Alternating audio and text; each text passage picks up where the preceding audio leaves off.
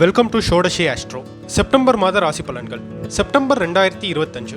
First of all இந்த மந்தோட பிளானட்ஸோட positions பார்க்கும்போது, அதாவது பிகினிங் ஆஃப் தி மந்த்ல பிளானட்ஸோட பொசிஷன்ஸ் பார்க்கும்போது, குரு பகவான் மிதுன ராசியில இருக்காரு, சுக்கிரன் வந்து கடக ராசியில, சூரியன் கேது புதன் 3 கிரகங்களும் சேர்ந்து வந்து பாத்தீங்கன்னா சிம்ம ராசியில இருக்காங்க, செவ்வாய் கன்னி ராசியில, ராகு கும்பத்துல, மீனத்துல சனி பகவான். இதுதான் வந்து பாத்தீங்கன்னா செப்டம்பர் ஆரம்பிக்கும் போது பிளானட்ஸ் இருக்கக்கூடிய பொசிஷன்ஸ். அதே மாதிரி டிரான்சிட் கிரக பெயர்ச்சி பார்க்கும்போது இந்த மாதம் 13ஆம் தேதி, அதாவது செப்டம்பர் 13ஆம் தேதி செவ்வாய் கன்னி ராசியிலிருந்து துலா ராசிக்கு மாறுவார். 14ஆம் தேதி சுக்கிர பகவான் கடக ராசியிலிருந்து சிம்ம ராசிக்கு மாறுவார்.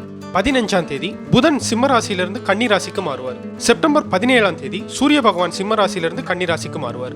இதுதான் வந்து பாத்தீங்கன்னா இந்த மந்த் நடக்கக்கூடிய கிரக பெயர்ச்சிகள். அதே சமயம் கம்பஸ்ட், அதாவது அஸ்தங்கத தோஷம், சூரியனுக்கு அருகில் வந்து பாத்தீங்கன்னா எந்த ஒரு கிரகம் வந்தாலும் கம்பஸ்ட் ஆகும். இந்த மந்த் வந்து பாத்தீங்கன்னா புதன் வந்து கம்பஸ்ட் ஆகுறாரு. செப்டம்பர் 7ஆம் தேதி புதன் வந்து அஸ்தங்கத தோஷம் அடைவார். அதே சமயம் செப்டம்பர் 20ஆம் தேதி அஸ்தங்கத தோஷத்திலிருந்து புதன் நிவர்த்தி ஆவார். ஒரு 13 நாள் மட்டும்தான் வந்து பாத்தீங்கன்னா கம்பஸ்ட் ஆயிருப்பார் புதன் இந்த மந்த்.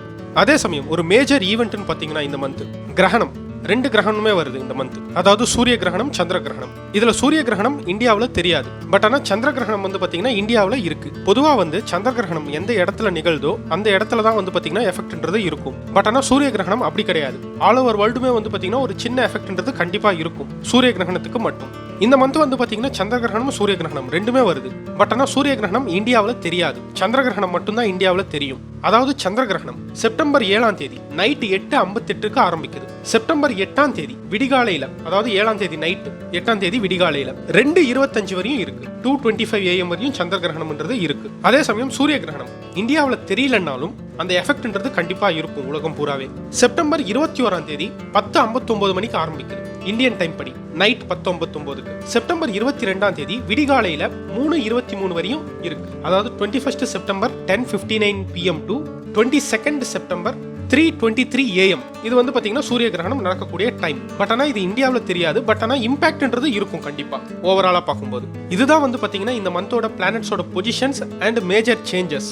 இது ஒரு ராசியினருக்கும் என்னென்ன விதமான பலன்களை கொடுக்கும் அப்படின்றத நம்ம டீடைல்டா இந்த வீடியோல பார்ப்போம். அதுக்கு முன்னாடி இதுவரையும் நீங்க நம்ம சேனலை சப்ஸ்கிரைப் பண்ணாம இருந்தீங்கன்னா நம்ம சேனலை சப்ஸ்கிரைப் பண்ணிக்கோங்க, பெல் நோட்டிபிகேஷனையும் கிளிக் பண்ணிக்கோங்க. நம்ம சேனல்ல அஸ்ட்ராலஜி ப்ரெடிக்ஷன், அஸ்ட்ராலஜி ரிலேட்டடான வீடியோஸ் எல்லாமே பப்ளிஷ் பண்றோம். இப்போ வாங்க ப்ரெடிக்ஷனுக்குள்ள போகலாம். கன்னி ராசி செப்டம்பர் 2025. செப்டம்பர் மாதம் கன்னி ராசிக்காரங்களுக்கு ஒரு ஆவரேஜான ஒரு மந்த்னு சொல்லலாம். அதாவது பிகினிங் ஆஃப் தி மந்த்ல பிளானட்ஸோட பொசிஷன்ஸ் பார்க்கும்போது ராகு சுக்கிரனை தவிர்த்து மற்ற பிளானட்ஸ் எல்லாருமே ஒரு நெகட்டிவான ஒரு பொசிஷன்ல தான் இருக்காங்க.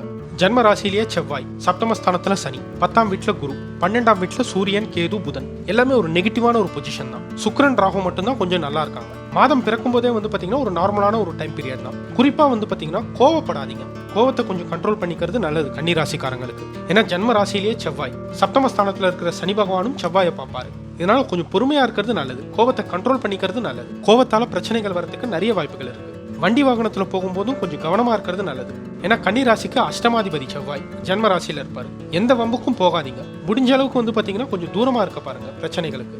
நீங்க சின்ன பிரச்சனையா இருந்தாலும் நீங்க ரியாக்ட் பண்ணிட்டீங்கன்னா அது பெரிய அளவுக்கு மாறலாம். அதனால முடிஞ்ச அளவுக்கு வம்புகளுக்கு எல்லாம் போகாம தூரமா இருக்கிறது நல்லது. பட் அதே சமயம் செப்டம்பர் 7ஆம் தேதி 2 மேஜர் ஈவென்ட்ஸ்ன்றது நடக்குது. புதன் வந்து பாத்தீங்கன்னா அஸ்தங்கத தோஷம் அடைவார். கன்னி ராசிக்காரங்களுக்கு ராசியாதிபதி 10ஆம் வீட்டதிபதி, 12ஆம் வீட்டுல அஸ்தங்கத தோஷம் அடைவார் புதன். இது வந்து ஒரு நெகட்டிவான ஒரு அமைப்பு தான் கன்னி ராசிக்கு. ஹெல்த்ல வந்து பாத்தீங்கன்னா ரொம்ப கவனமா இருக்கணும். பட் அதே சமயம் 6ஆம் வீட்டுல சந்திர பகவான் ராகுவோட சேர்ந்து சந்திர கிரகணம்ன்றது அன்னைக்கு நடக்குது. இந்த சந்திர கிரகணம் கன்னி ராசிக்காரங்களுக்கு பெரிய அளவுக்கு பாதிப்பை கொடுக்காது. ஒரு டீசென்டான ஒரு டைம்னு சொல்லலாம் சந்திர கிரகணத்தை பொறுத்த வரையும். பட் ஆனா புதனுடைய பொசிஷன் மட்டும்தான் கொஞ்சம் நெகட்டிவா இருக்கு. குறிப்பா ஹெல்த்ல ரொம்ப கவனமா இருக்கணும். ஹெல்த் வைஸ் கொஞ்சம் கவனமா இருக்கிறது நல்லது. கடன் வாங்கல் கொடுக்கலையும் கொஞ்சம் கவனமா இருக்கிறது நல்லது. 7ஆம் தேதிக்கு மேல கடன் வாங்குறதா இருந்தாலும் சரி, கடன் கொடுத்திருந்தாலும் சரி, கொஞ்சம் கேர்ஃபுல்லா ஹேண்டில் பண்றது நல்லது. அதனால பிரச்சனைகள் வரதுக்கு வாய்ப்புகள் இருக்கு. தூக்கமின்மையாலையும் பிரச்சனைகள் வரதுக்கு நிறைய வாய்ப்புகள் இருக்கு கன்னி ராசிக்காரங்களுக்கு. ஹெல்த்தை வந்து பாத்துக்கோங்க.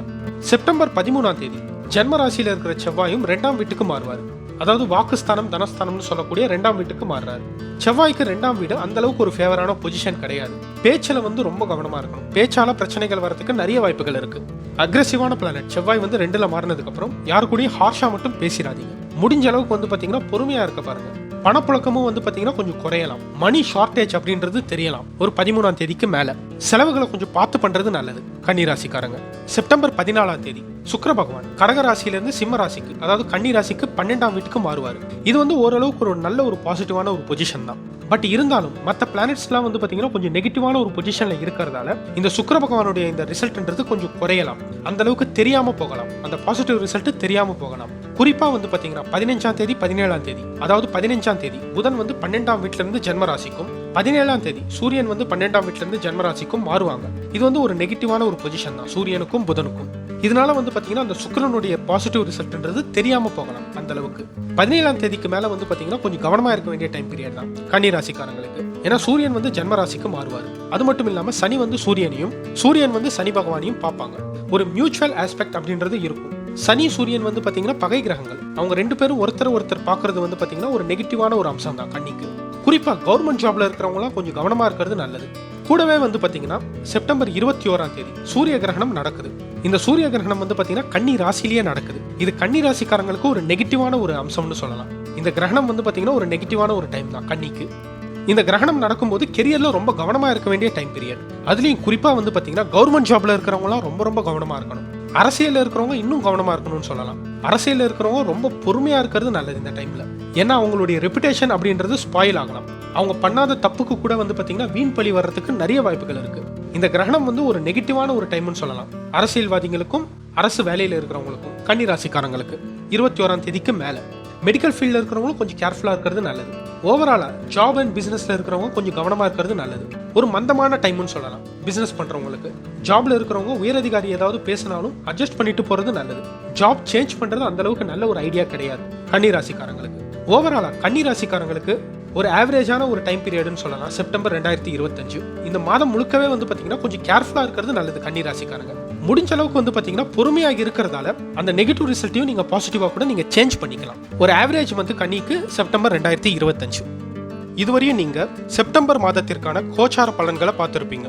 இந்த கோச்சார பலன்கள் செப்டம்பர் 1ஆம் தேதியிலிருந்து 30ஆம் தேதி வரையிலான 30 நாட்களுக்கான பலன்கள் மட்டும்தான், ஒரு மாத பலன் மட்டும்தான். இந்த கோச்சார பலன்களை நீங்க சீரியஸா கன்சிடர் பண்ண வேண்டிய அவசியம் இல்லை. நம்ம ப்ரீவியஸ் வீடியோஸ்லயே நிறைய வாட்டி சொல்லியிருப்போம், கோச்சாரம் அப்படின்றது வெறும் 20% மட்டும்தான் வேலை செய்யும். உங்களுக்கு மீதம் இருக்கிற 80% உங்களுடைய சுய ஜாதகம், அதாவது உங்களுடைய இண்டிவிஜுவல் சார்ட், அதாவது உங்களுடைய date of birth, time of birth and place of birth வச்சு ஜெனரேட் பண்ணக்கூடிய உங்களுடைய சார்ட், பர்த் சார்ட். அதுதான் வந்து பாத்தீங்கன்னா ரொம்ப அக்யூரேட்டா இருக்கும். அது கூட கோச்சாரத்தையும் கம்பைன் பண்ணி பார்க்கும்போது ஒரு கிளியரான ஒரு ப்ரெடிக்ஷன் அப்படின்றது கிடைக்கும். ஃபுல் அண்ட் ஃபுல்லா இந்த கோச்சாரத்தை நீங்க சீரியஸா எடுத்துக்க வேண்டிய அவசியம் இல்லை. உங்களுடைய சுயஜாதகம் தான் ரொம்ப இம்பார்ட்டன்ட் ஆனது. அதுலயும் குறிப்பா உங்களுடைய சுயஜாதகத்திலையும் டிவிஷனல் சார்ட்டை ஃபோக்கஸ் பண்ணும்போது இன்னும் அக்யூரேட்டா ப்ரெடிக்ட் பண்ணலாம். அதாவது ஒரு பர்டிகுலர் ஆஸ்பெக்ட்டுக்கும் ஒரு டிவிஷனல் சார்ட் அப்படின்றது வேதிக் அஸ்ட்ராலஜில இருக்கு. எக்ஸாம்பிளுக்கு கெரியருக்கு வந்து பாத்தீங்கன்னா தசாம்சம், ஃபைனான்ஸுக்கு ஹோரா, மேரேஜுக்கு நவாம்சம், சில்ட்ரன்ஸுக்கு சப்தாம்சம், எஜுகேஷனுக்கு சித்தாம்சம். இது மாதிரி ஒரு ஆஸ்பெக்ட்டுக்கும் ஒரு டிவிஷனல் சார்ட்ன்றது இருக்கு. நம்ம டிவிஷனல் சார்ட்டை அனலைஸ் பண்ணும்போது அந்த பர்டிகுலர் ஆஸ்பெக்டை இன்னும் டீடைல்டா நம்ம அனலைஸ் பண்ணி ப்ரெடிக்ட் பண்ணலாம். அதனால கோச்சாரத்தை வந்து பாத்தீங்கன்னா நீங்க சீரியஸா கன்சிடர் பண்ண வேண்டிய அவசியம் இல்லை. நம்மளும் வந்து பாத்தீங்கன்னா அஸ்ட்ராலஜி கன்சல்டேஷன் பண்ணிட்டு இருக்கோம். ஸ்கிரீன்ல தெரியுற நம்பருக்கு நீங்க வாட்ஸ்அப் பண்ணீங்கன்னா அஸ்ட்ராலஜி கன்சல்டிங்கும் நம்ம பண்றோம். இந்த வீடியோ உங்களுக்கு பிடிச்சிருந்ததுன்னா லைக் பண்ணுங்க, உங்க ஃப்ரெண்ட்ஸ் அண்ட் ஃபேமிலி மெம்பர்ஸுக்கு ஷேர் பண்ணுங்க, சப்ஸ்கிரைப் பண்ணுங்க. நம்ம சேனல்ல வந்து பாத்தீங்கன்னா அஸ்ட்ராலஜி ப்ரெடிக்ஷன், அஸ்ட்ராலஜி ரிலேட்டடான வீடியோஸ் எல்லாமே பப்ளிஷ் பண்றோம். உங்களுக்கும் அஸ்ட்ராலஜி ரிலேட்டடான டவுட் ஏதாவது இருந்ததுன்னா கமெண்ட் பண்ணுங்க. முடிஞ்ச அளவுக்கு எக்ஸ்பிளைன் பண்ணி வீடியோவை போட ட்ரை பண்றேன். தேங்க்யூ.